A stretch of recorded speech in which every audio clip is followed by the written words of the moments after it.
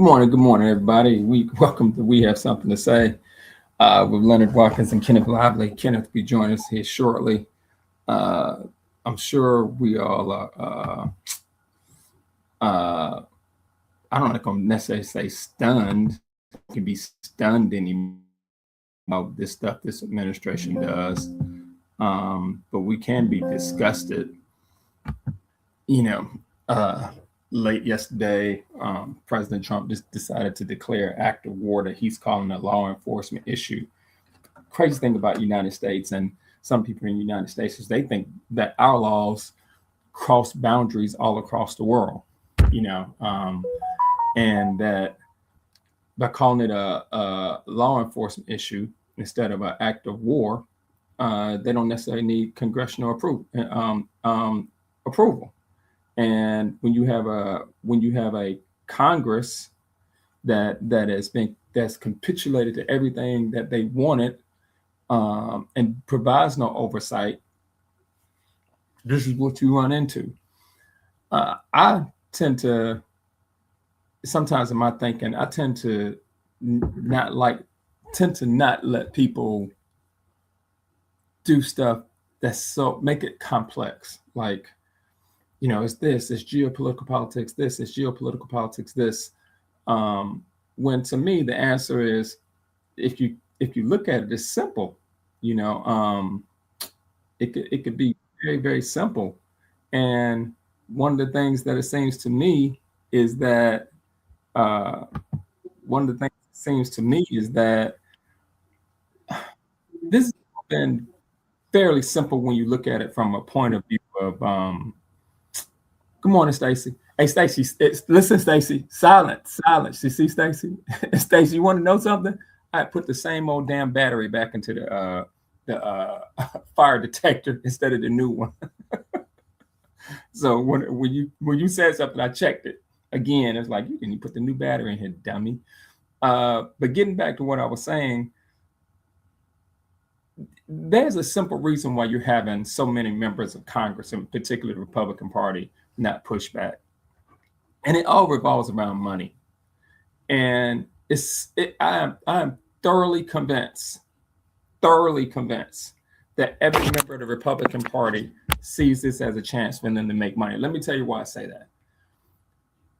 Let's say that Elon Musk is worth right now $726 billion. If I'm right, and Kenneth can correct me, there's approximately 450 members of the government, senators and congress people.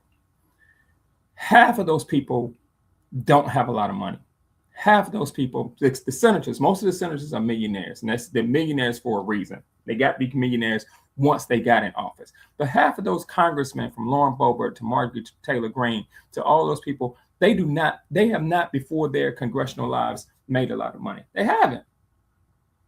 So if you can be somebody like Elon Musk, and you can come in, if you got $756 billion, and literally if it's 450 something,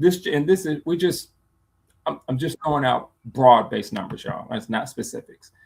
If you literally decided you want to give each person in Congress $1 billion, each person, and you're Elon Musk, you still would be worth north of $300 billion.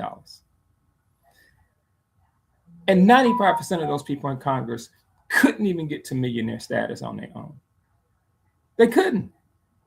They don't have the ability to make $1 million. 95% of them. So if you come in and you really want to be insidious, and I always tell people, think as evil as you possibly can, and you want to take control. And it's all about personalities and what people's characters are willing to do and are not willing to do. Because, Kenneth and I had this back and forth quite a bit. Where he says, man, you just do the right thing. I agree when I say you just do. Agree when we say you just do the right thing. But all of us in our lives know that most people don't just do the right thing. They don't. Most people will sit back and let you do the right thing and will let you take the punishment for it and won't say a fucking thing. Even though you doing the right thing helps them. They ain't not going to take the punishment, though. They don't have the audacity to do the right thing. So now take all these Congress people. It's 8,000 billionaires, it's 700 billionaires in the United States. And not a 90, I'm willing to tell this is anecdotal evidence. I'm willing to tell you 98% of them don't have the ability to make $1 million in their lifetime. 98% of them don't have the ability, don't have the training, don't have the skill. They do not have, this is the highest paying job they will ever have with the perks.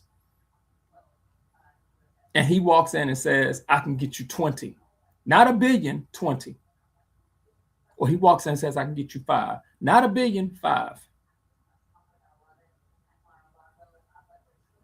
Most of those people are not going to resist.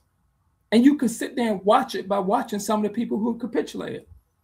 I'm willing to bet you Chip Roy took something. Chip Roy, who was a conservative, who you got the impression that he was standing for the right thing, who's just disappeared. Because they got to them and said, this is going to be your only time that you're going to be able to get into this upper echelon. And you do it by taking the resources of other countries. If you sit here and you watch what they're saying is the preliminary deal that Witkoff has negotiated with Ukraine, you realize it's just about the money. It's just about the money. Between Marco Rubio and everybody in that top portion of that administration, it's just about the money. Ukraine sends out something, I think I read somewhere, $800 billion a year in grain and other resources. And now they're renegotiating that.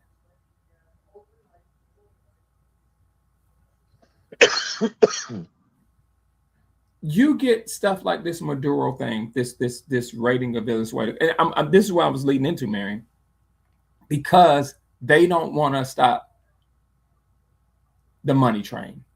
Because most of those people up in Congress, when they come, if they lose and they come back home, they can't. Where are they going to work? What other job is going to give them the perks and the salary of being in Congress?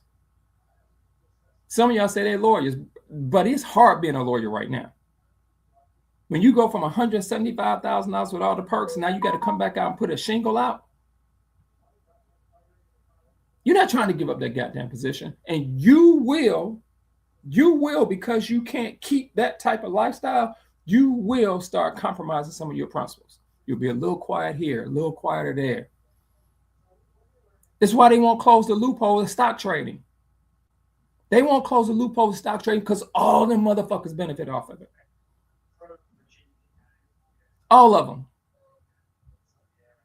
And what they're going to try to do over the next 3 years is everybody's going to try to get in on the grift. And I refuse to believe that some Democrats aren't a part of this because they're the same ways. When they leave office, half of them, particularly if you're African American, what lobbying group do you all know that's super successful that's African American? Once they leave office, they got to come back and get jobs. David Scott has been unhealthy now, they're saying, what I'm reading, for over 10 years. Who do you think been propping David Scott up? His fucking staff. Them Negroes ain't trying to come back out and get regular jobs. They're not going to do something like Kenneth. I don't think Kenneth knows sometimes how much I admire some of the stuff that he does when he says that. He keeps reinventing himself. They're not coming back to be teachers, no matter how much Kenneth says that's the right thing to do. Because they go, man, why the fuck I'm going to give you a teacher making a maximum of 80 when I'm sitting up here and I'm getting at least 150 just being a fucking staffer? I don't think they make that much money. No, I'm saying staffers don't make that much money. No. Go ahead. They get perks. Yeah, they get perks, but they don't make their actual salary is not that much. Unless you're the chief of staff, the higher echelon of the staff. But in terms of whatchamacallit, I mean, I know what you're saying. I understand what you're saying. Right. And yeah, leaving that, but would be a step down. But who's to say if you do well? I agree with you on a lot of what you're saying. But there's staff members that can go and do things like Merwin Scott. Merwin Scott worked for Cynthia McKinney back in the day. Now he works for I forgot what, the teacher union or something like that. And I'm sure he's making more money now than he did when he was a staff member, because I think he was probably a junior staff member when he was there.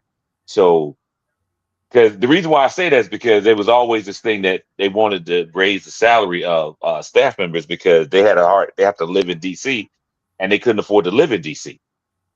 But I agree with what you're saying. It's all, there are some people in there who go to Congress to get rich. This is the best job they'll ever have. And they won't ever, it's the best job they'll ever have. And they won't ever make this type of a salary again.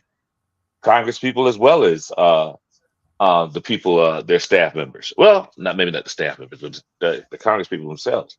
Because look at what Marjorie Taylor Greene did. She retired. She's talking about she's leaving Congress and all that.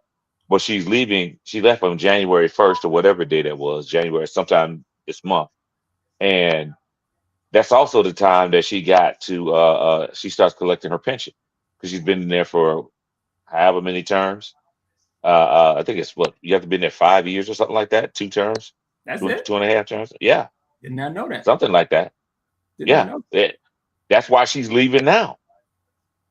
It makes sense because now she gets the pension, and the pension is probably about 175. The pension is probably like $100,000 a year for the rest of her life, and probably still has the same health care too. Well, no, I looked up the health care. So I looked up the healthcare. You don't get healthcare for the rest of your life if you're okay. And I thought, and I wanted to make sure because I saw that misinformation out there too. So I literally went back, looked it up, and I looked at. They got great healthcare. They still have to. Oh, they have.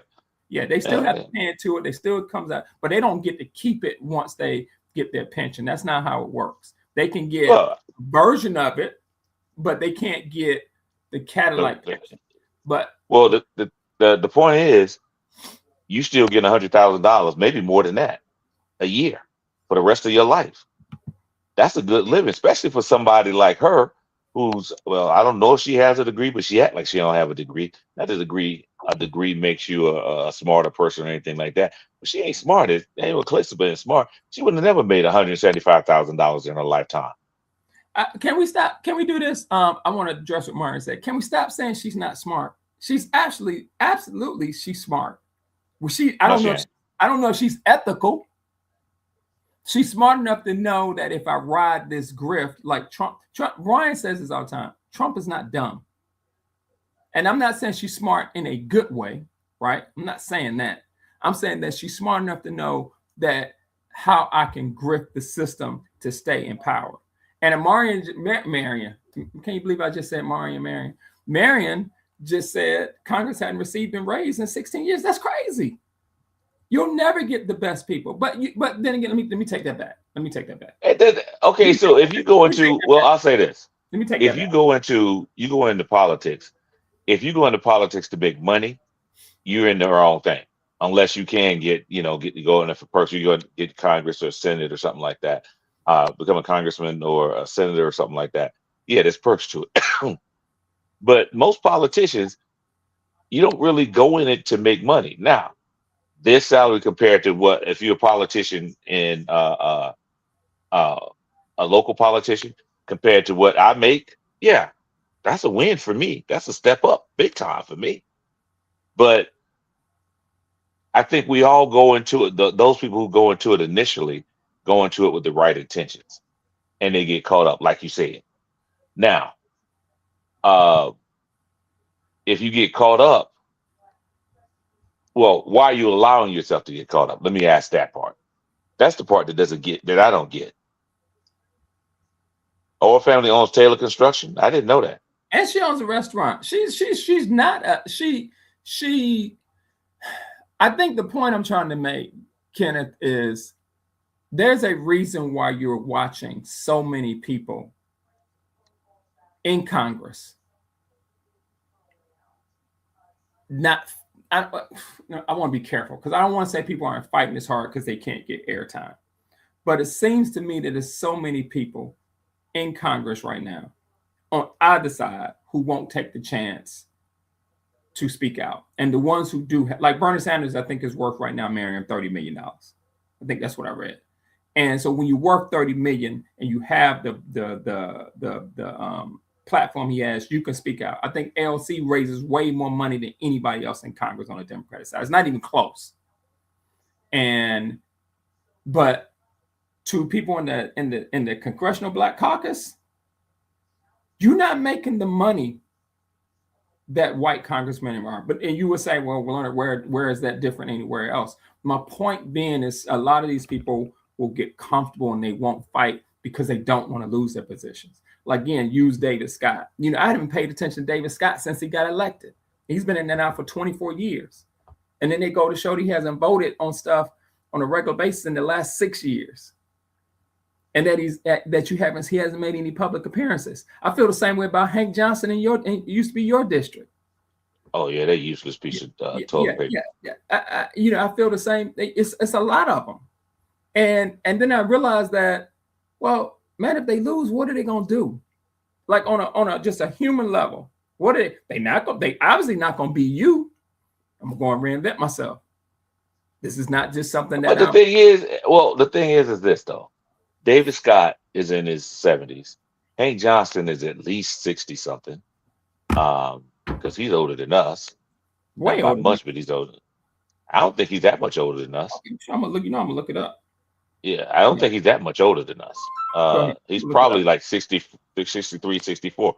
But as because I didn't know what Marion said, that you have to be 62 to get your pension. I didn't know that. I thought you got it immediately. But even beyond that, whether you got to be 62 or not, those two guys are in their 60s. They qualify. So there's no need for them to stay in there and they're not doing anything. Hank Johnson, the only reason Hank Johnson got elected to begin with, because of the anti-Cynthia McKinney campaign. When she said whatever, when she went up against. He's 71. Oh, he's 71. Okay. I knew he was older than us. I didn't know he was that much older than us. But yeah. 2007. Yeah. The only reason he got in is because of the anti-Cynthia McKinney. Who ended up being right? Let's give her credit. Oh, she was. She ended up being absolutely right. Absolutely. And we let people run Cynthia out because some of us didn't thought she had a big mouth. Some of us thought she was a mad, angry black woman. Some of us, the same shit we do to black women all the time. She was absolutely right. Absolutely. Oh, yeah. She's been proven absolutely unequivocally right.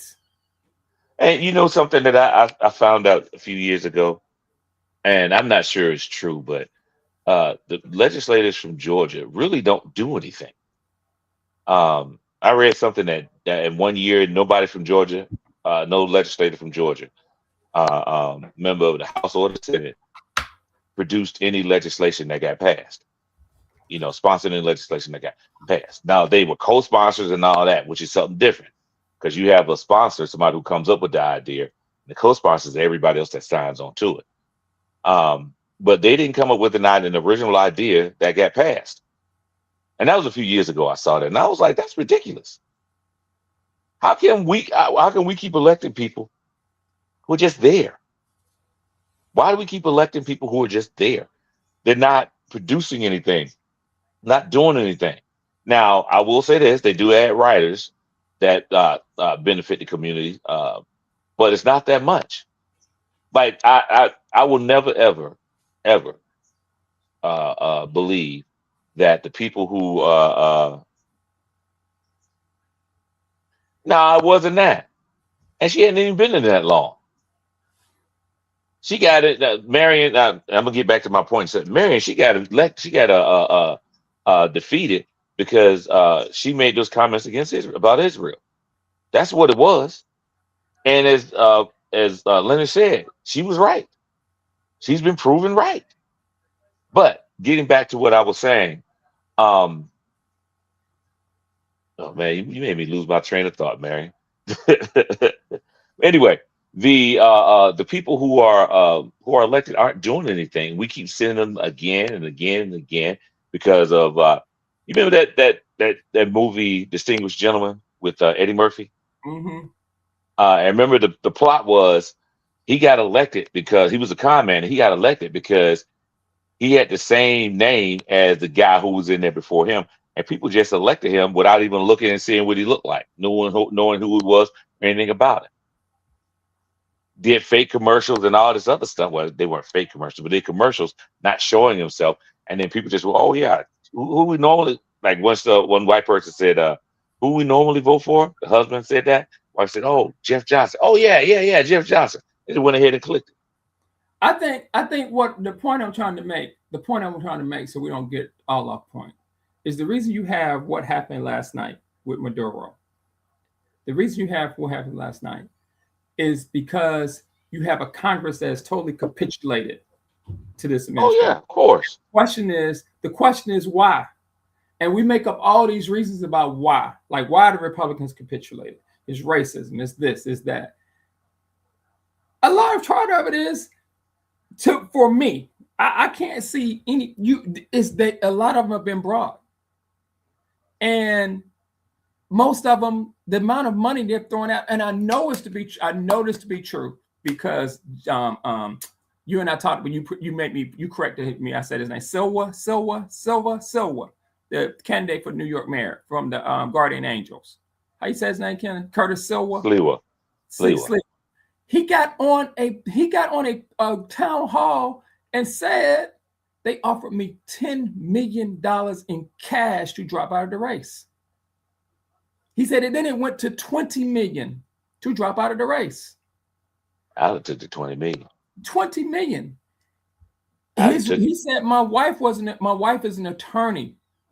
So I had to start telling her, and she said, you better not take that money. That money comes at a cost, and you're going to put yourself in legal jeopardy. And he says these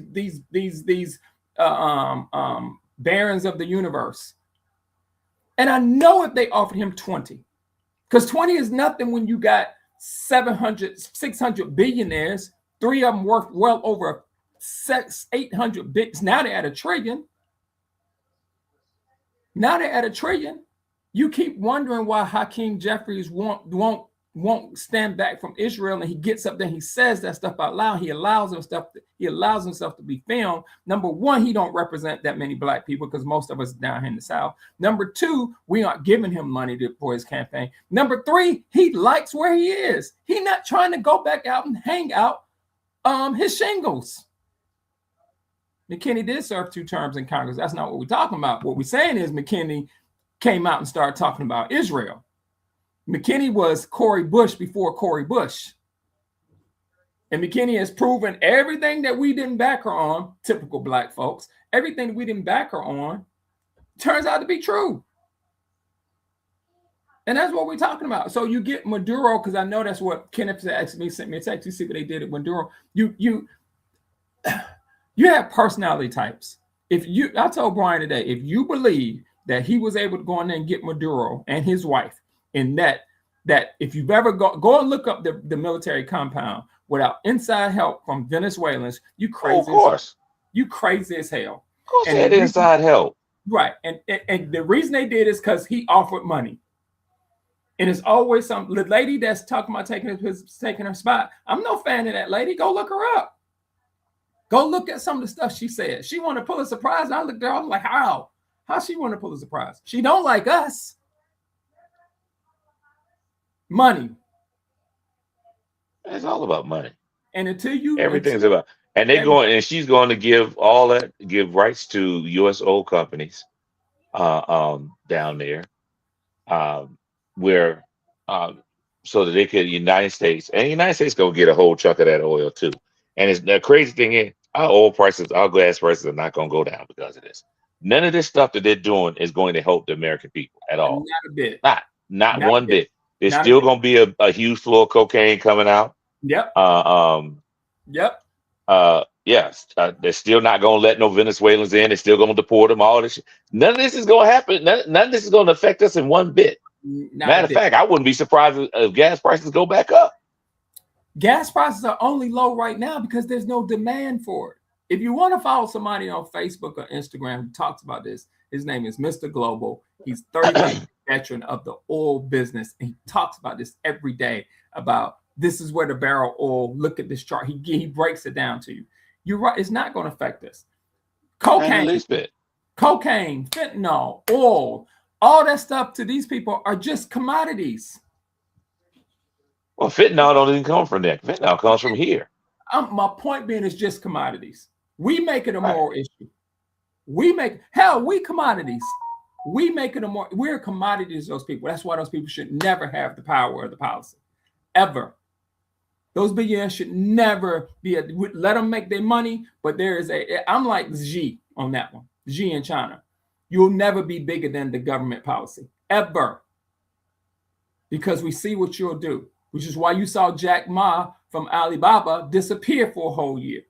Because Xi said, no, you will never be bigger than the government of the people, no matter if you like our policies or not. You won't be the only one determining the policies for well over 5 billion, 4 billion. Well, how many people China has now? A little under 2. Right. And so now you have these series of billionaires. My theory, which what we started off of, is half those people in Congress. I think they're making, Marion, did you look it up? I think it's $177,000 a year. They haven't had a raise in 16 years. So I get one of my agents to walk up to you while you're at lunch, which is how it happens, or somewhere at your house, because somebody worth $756 billion can pay for a lot of goddamn people to approach you. Hey, I could just drop this $1 million, $2 million off in this Cayman account, but I need your vote for this. And if y'all don't think that happens, y'all crazy as hell. Because then people don't have any other way to make a living. How many people up there can you say was independently successful businessmen? I'm willing to look it up. I would love this. As a matter of fact, I might have to do that now. Kenneth talks about this all the time, about the state reps in Georgia. A lot of y'all own businesses, but they business like everybody else. They own the margins. They own the margins. But I'm coming in and I'm saying I'm going to drop $5 million into an account. And you would call it conspiracy theories, but Cynthia McKinney's right. Look at what AIPAC does now. Well, if you elect me, I won't give in to the money. Yeah, I believe you right now. Right now, no. Actually, I'm not guided by money. If I was guided by money, I damn sure wouldn't be a teacher. I can tell you that much. Damn sure wouldn't be a high school teacher.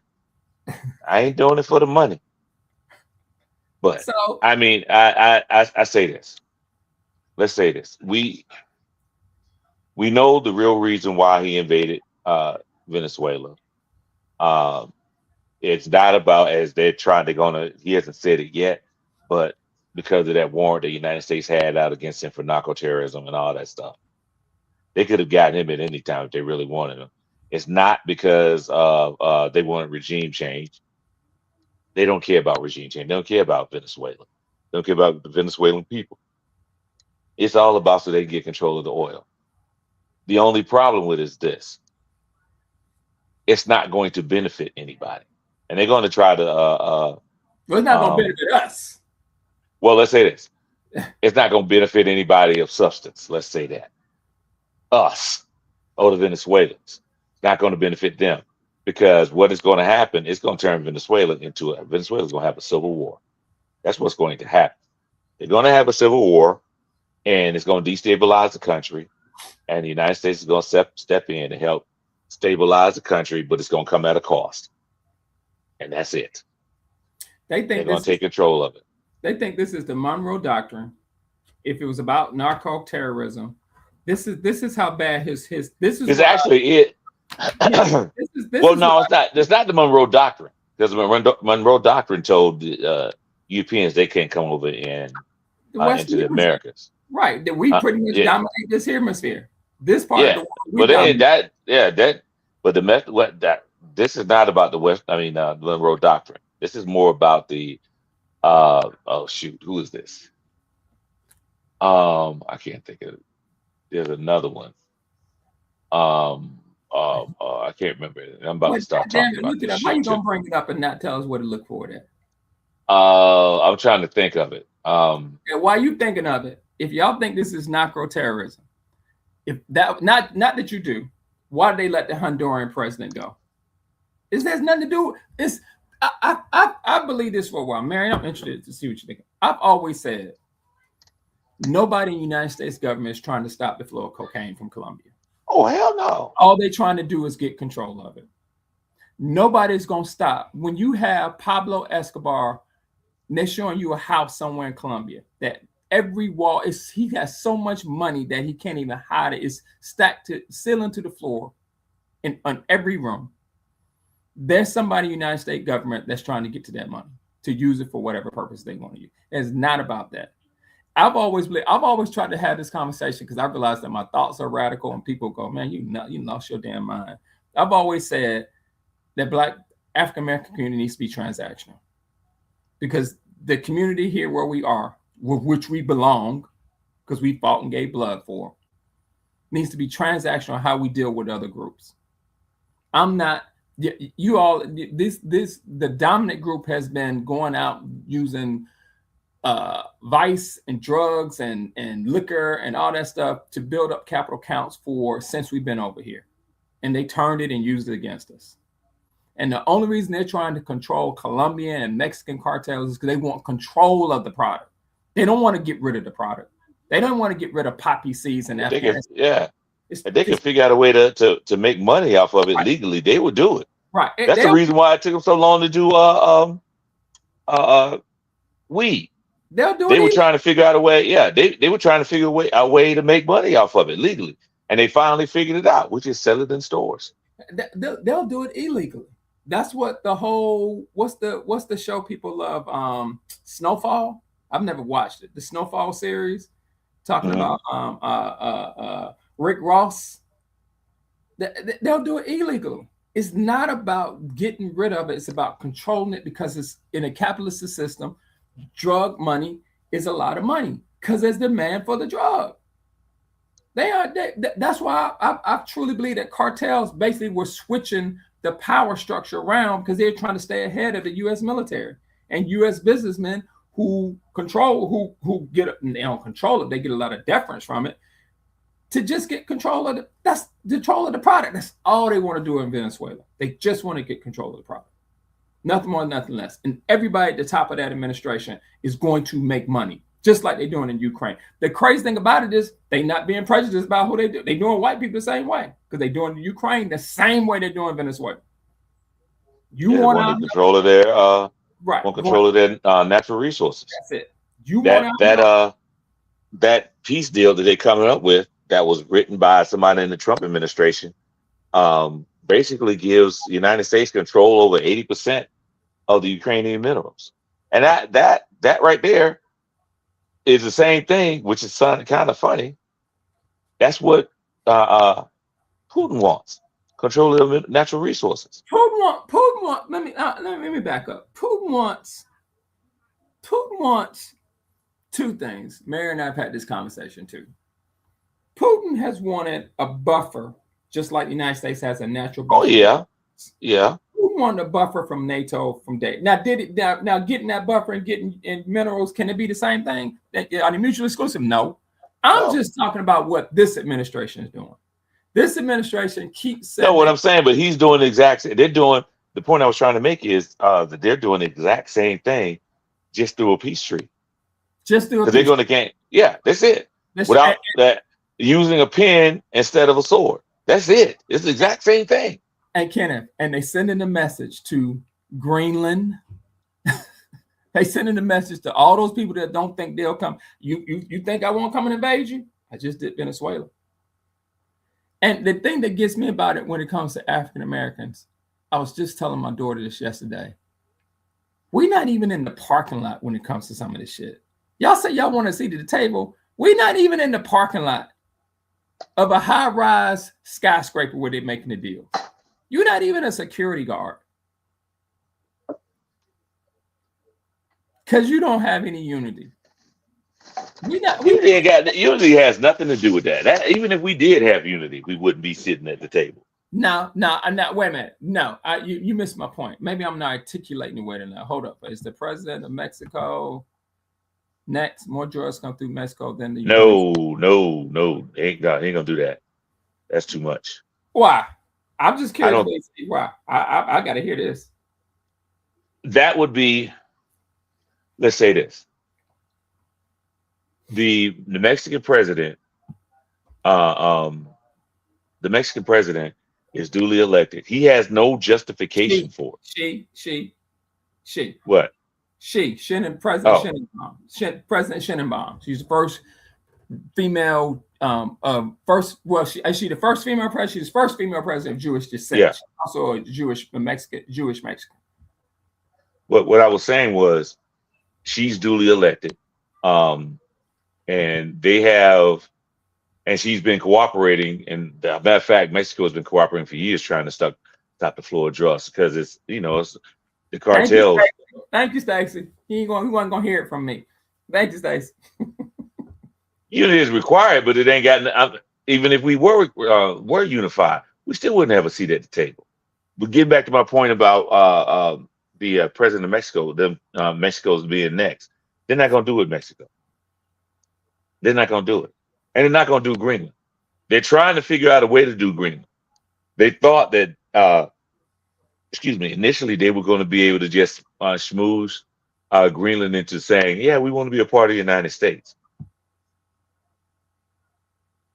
Yeah, okay, it doesn't make a difference. It might be smaller, but what I'm saying is this: it's not going to happen. And you go with that? Not going to happen. Absolutes. Hold up. The only thing I've only said that about a couple of things, and it happened. Hey, when? The Venezuela, I said Venezuela was going to happen. I said that.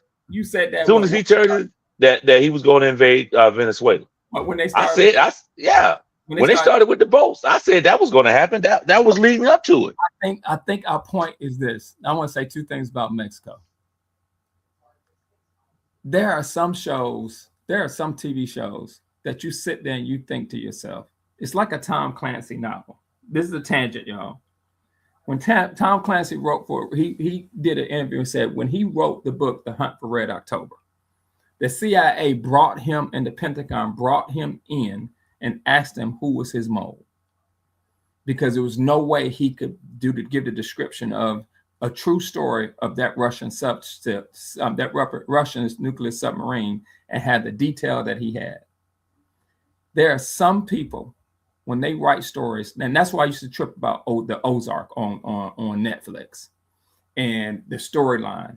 And one of the things that the drug kingpin was terrified of in Ozarks, absolutely terrified that the FBI kept threatening with, is bringing the U.S. military in on drug cartels.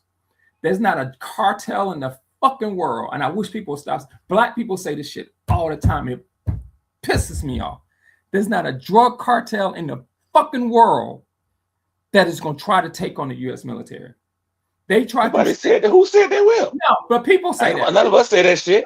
No, people, not you. People say this all the time. They go, like my sister said, would the drug cartel start trying to go after the administration? No, never. They will lose billions of dollars in cocaine sales before they will go after anything in the U.S. military. The last thing they want is because it's not. It wouldn't be surprised to me right now if the drug cartels have been sending money up here in the secret bank accounts and the access anybody else's account to keep them off that radar, because they're like, it's enough money for everybody. It's enough money for everybody. Did Castro put a hit on Kennedy? The mafia was solicited to put a hit on Castro, of course. And the U.S. military has never full-fledged went into Cuba, because if they did, it wouldn't even be a war. It'd be over in 5 days. Nobody wants to be on the hit list of the U.S. military. Now, Israel, nobody. No one. You don't have the tonnage. Kenneth, you know that. When those generals decide to go why are you bringing me in this shit? I ain't never said that. I'm taking my tone as accusatory of you. I'm hoping you back me on it. Go, yeah, you're right. Not attacking you. I'm not attacking you. I'm saying you know that there's nobody that's no. I agree. There's nobody wants that fight. I mean, when those two or three Americans got killed a couple of years ago in Mexico, mistakenly got kidnapped and then killed, and the cartel was quick to come up and say, "Oh no, we ain't had nothing to do with that. There was just two rogue women. They went and killed both of them publicly." That's the reason. We know that. Yeah, that's an obvious thing. They don't want to fight them, but so when you I will say this. Oh wait, when I still don't think they're going to invade Mexico, because No, I don't either. Yeah, that's the point I'm trying to make. They have no reason to do it. They have no reason to invade Mexico. Mexico, other than drugs, Mexico has in tourism. Mexico doesn't have anything the United States wants. They don't need tourism, except for cocaine. And the drugs, they benefit from the drugs on the side anyway. So they don't need to invade. Venezuela has oil. They have oil. Venezuela, and that's a big commodity. Venezuela has, okay, let's get into the nuances of that. And I'm going to say again, go follow Mr. Global. He talks about Venezuelan oil in his last 3 posts. And he talks about how expensive it is, and what he talks about a different type of crude oil. He talks about sweet crude oil to sour crude oil. And he says that's not going to help the oil markets. He said, is it a graphic? Yes, but it won't help the oil markets. It will make people a lot of money, but it's not what people think it is. But North Vietnam took on the U.S. military. Bin Laden took on the U.S. military. It took 20 years, and we got out without a victory. That's because you have in those places.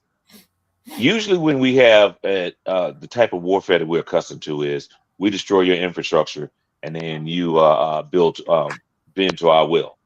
That's it. We destroy your infrastructure. Vietnam didn't have much of an infrastructure. Afghanistan didn't have much of an infrastructure. Outside of the major cities, and even then, even the major cities, they really didn't have one. So how about this? You can't destroy if you don't have an infrastructure, and you're accustomed to destroying people's infrastructure. Then they bend to your will, and they don't bend because there's nothing to destroy. Because if I'm living in a bamboo hut or whatever they made their houses out of in Vietnam, in those areas, you bomb that, I build another one tomorrow, or whatever. It's not something where that you can't win that type of war, doing that type of warfare. Can I say and something? The time you keep killing more people, there's more people there. Like I'll say this: in Palestine, the Israelis, what they did, they realized that just bombing the city, bombing Gaza wasn't enough. They had to starve the people. Wait. I want to add on to that. I'm glad you said that. My viewpoint is that the United States, and Hegseth has said this openly this year, y'all. The United States, and they have to go on with rules of engagement. They aren't brutal enough. They're brutal. When you think about Vietnam, you remember the My Lai massacre. Mm-hmm. But when were they letting soldiers literally go animalistic, which I don't want. I don't want that, to subdue a population in Afghanistan. And if you do it and you have the tonnage, if you do it, you have the tonnage of weapons to pacify people. What you're seeing in Gaza is pure brutality. It's pure brutality. There's no other word for it. It's pure brutality. It's starvation. It's bringing buildings down on kids. And it's saying we don't give a flying fuck what the rest of the world says. It's pure. And they have pacified those people to a certain degree. Pacified enough that it looks like they're about to put them out. So my thing with you all has always been, okay, how does it affect our community over here? Because I think they send messages. I think everything you get right now is a message to shut up. We'll come do it to you. Leonard and Kenneth Lively will come do it to you if y'all get big enough. Because the only thing that's going to save you is notoriety. This government, this administration sends out messages every day. And that message yesterday was a message to everybody. None of you all are safe. Well, see, this is the only problem with all of this. And this is something I wanted to talk about before we got on. Go ahead. This opens the door for the same shit to happen to us. Exactly. Because it's what we're doing is setting a precedent that says, hold on one second. Hell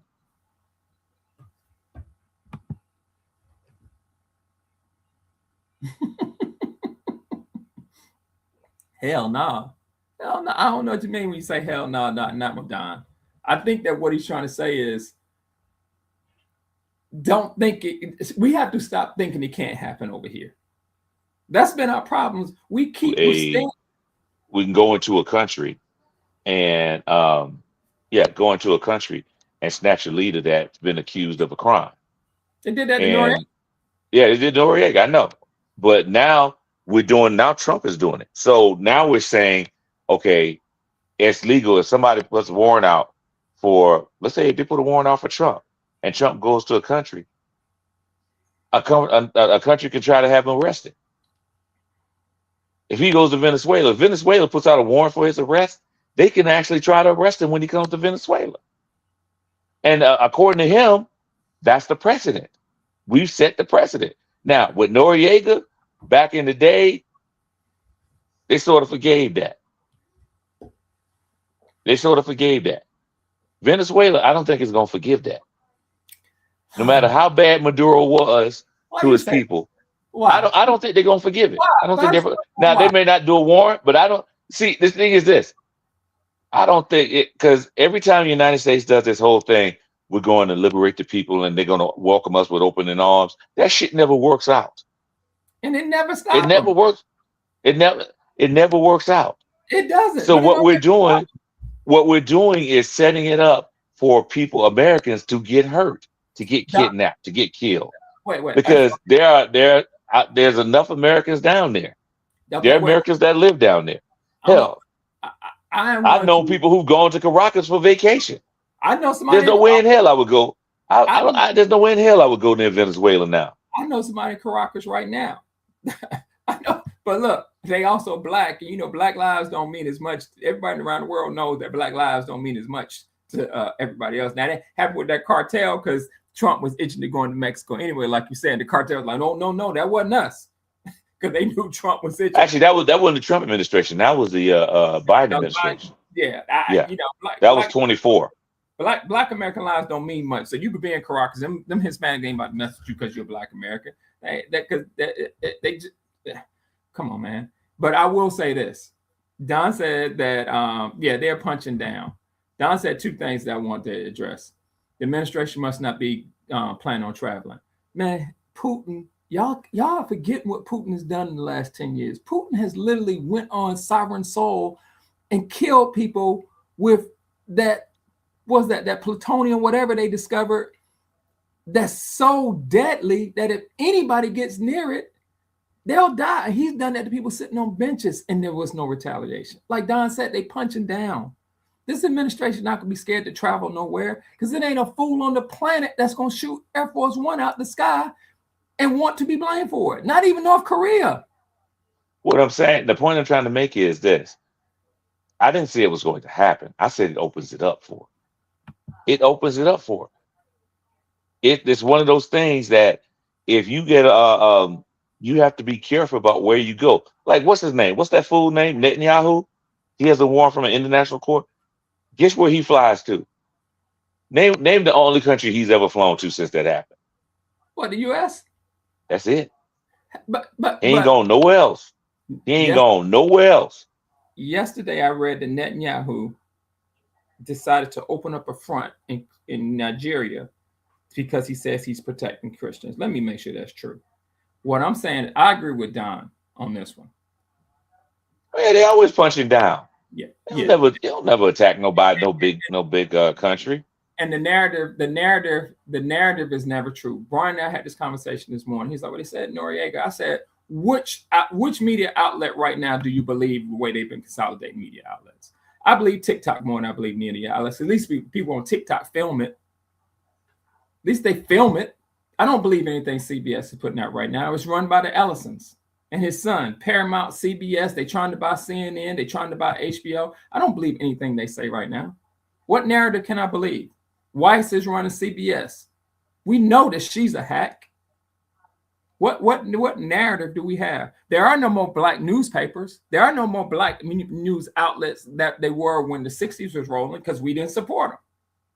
It's the same goddamn thing over and over and over again. We can't get our own news source because we don't support them.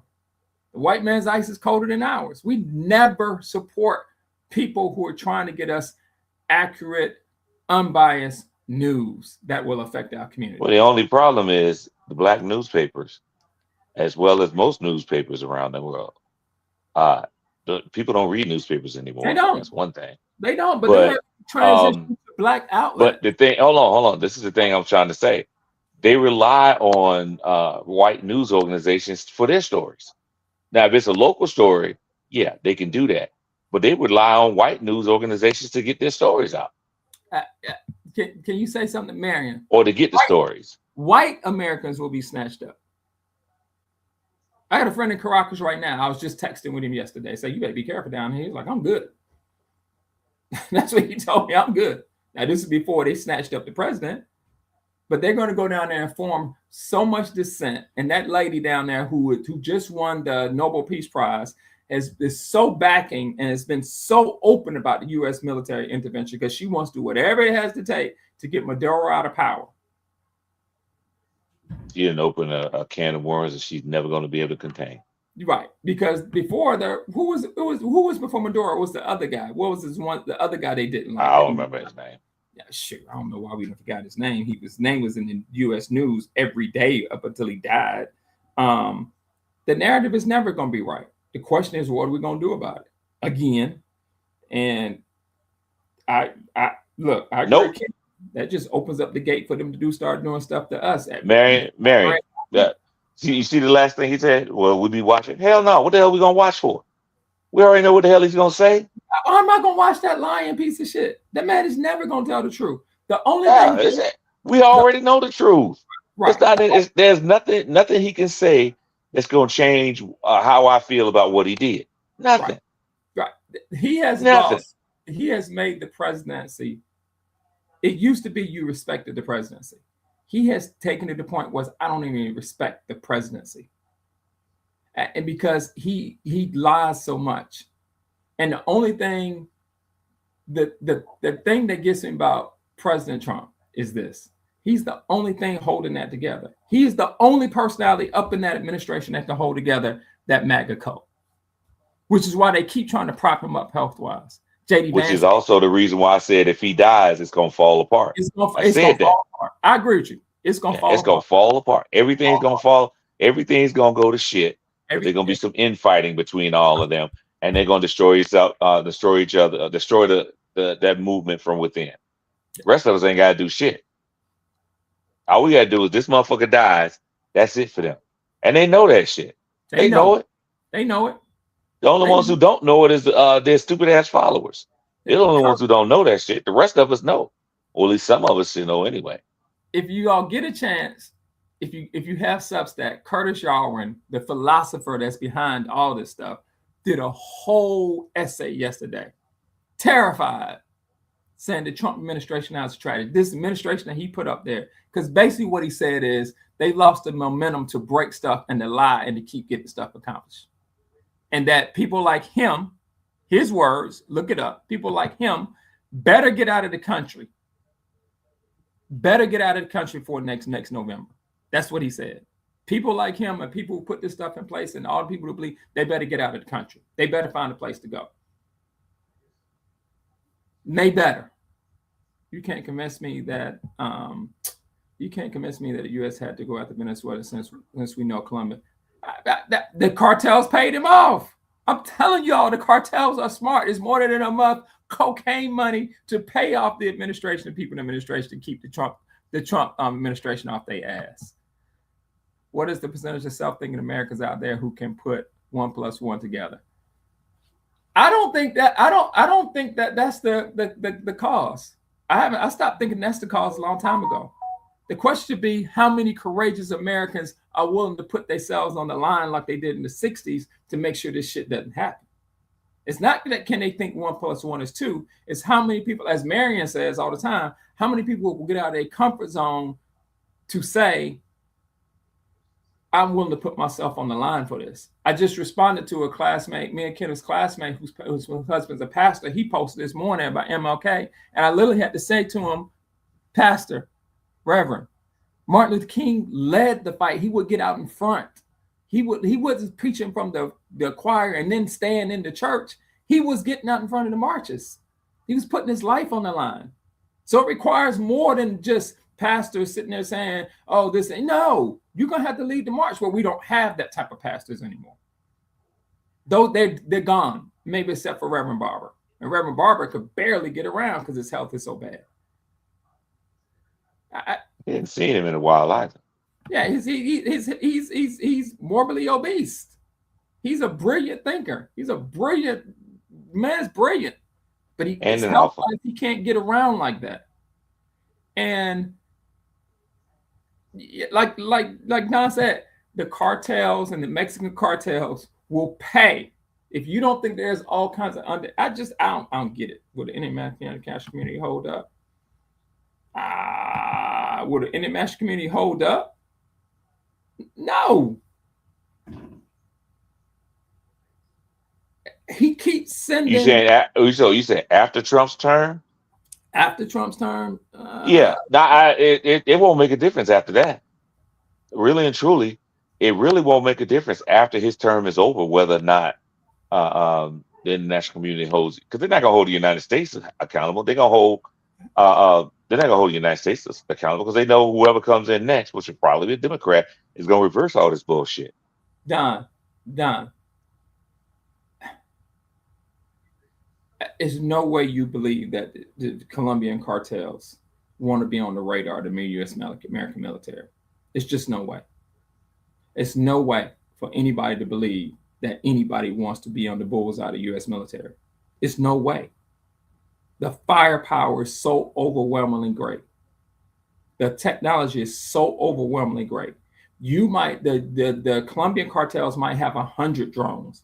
The U.S. military probably has hundreds of thousands of drones. The U.S. military has hundreds of thousands of planes.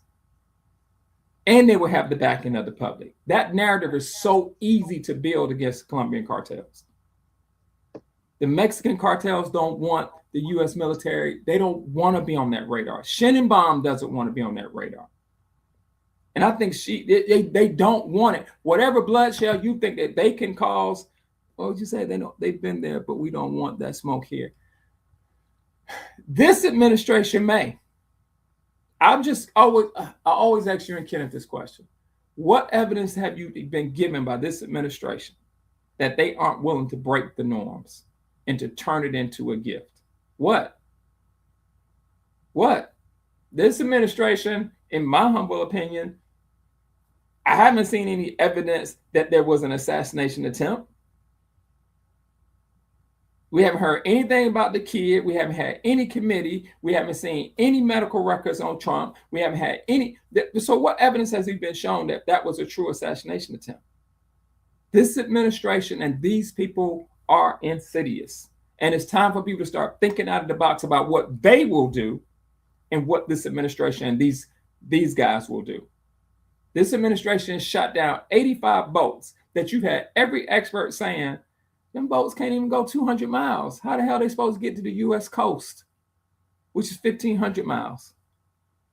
You had an admiral step down. He said, hey, we're not sure that these are even drug guys. These might be civilians. How are you distinguishing between the two? And Pete Hegseth said, I don't give a damn. That's the sacrifice we're going to make.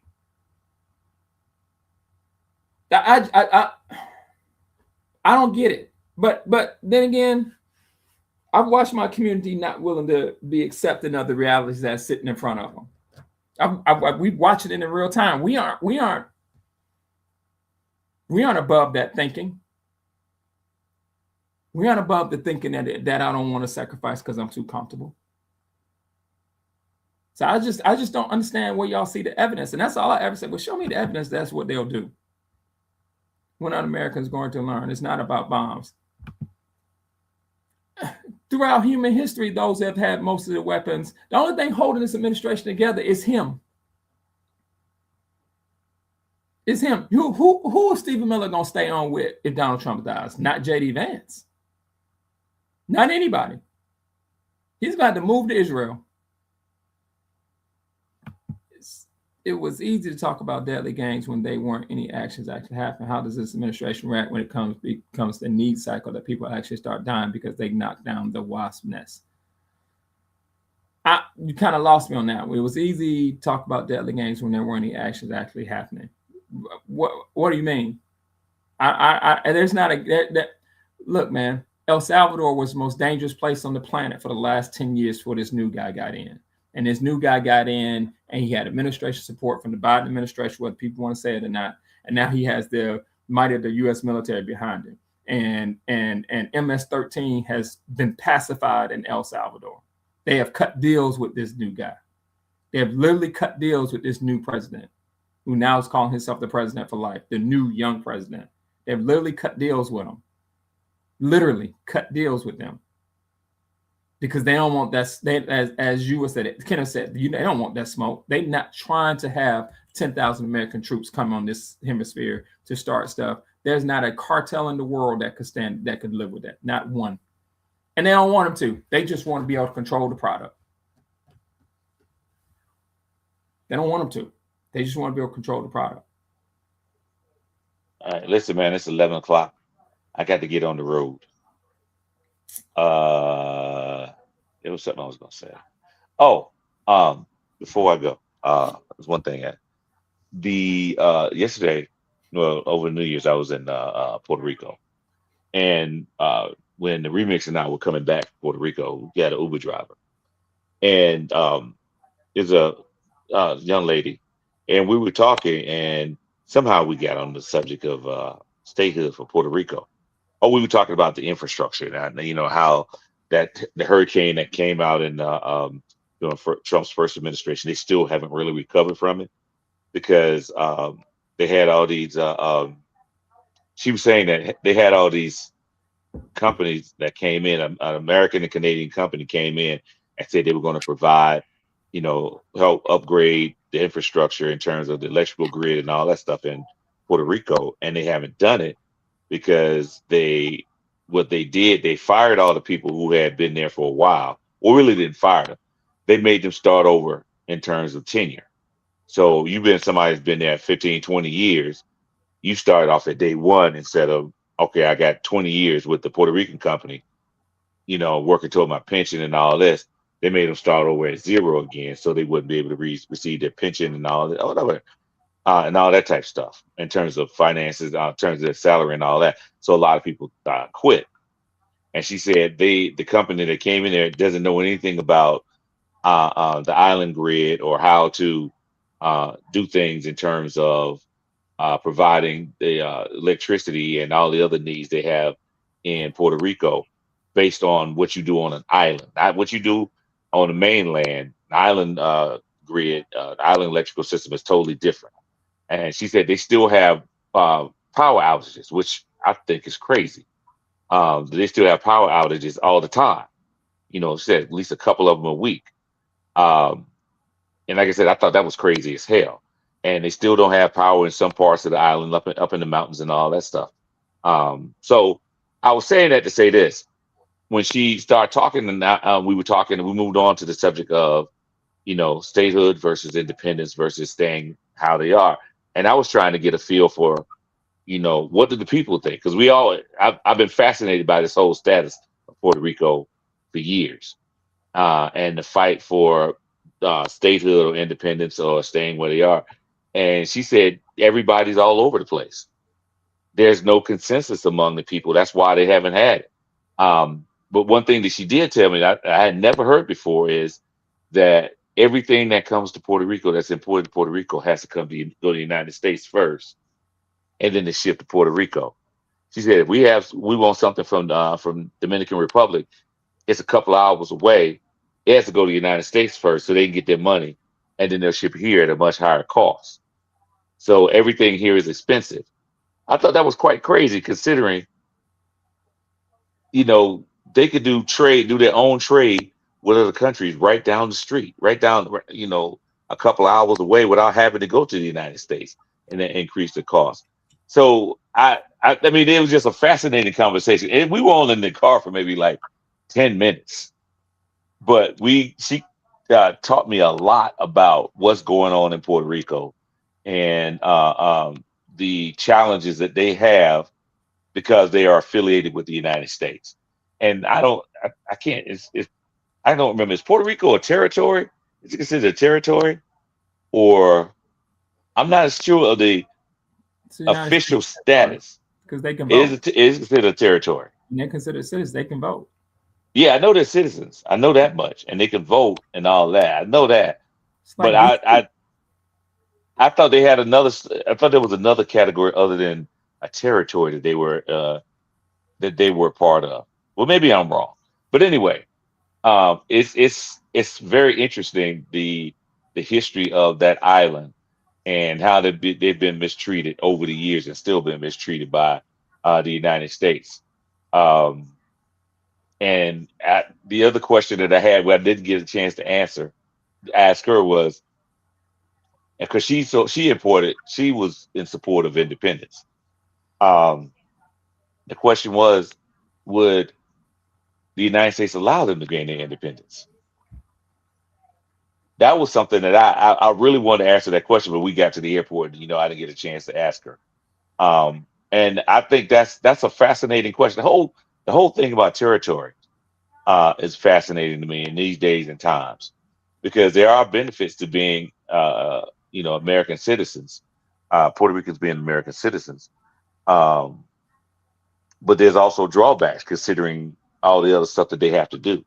So it's just something that was on my mind. And like I said, when we had the conversation with, and I wanted to bring that up. So that's it, bro. All right, I got man. to get out. I got to get out this hotel room. It's time for me to go home. All right, Joe. We're gonna call it a day. I got something I got to do too. Let's see how we're gonna survive. Well, we're gonna survive. Let's see how this shakes out at the end of the week.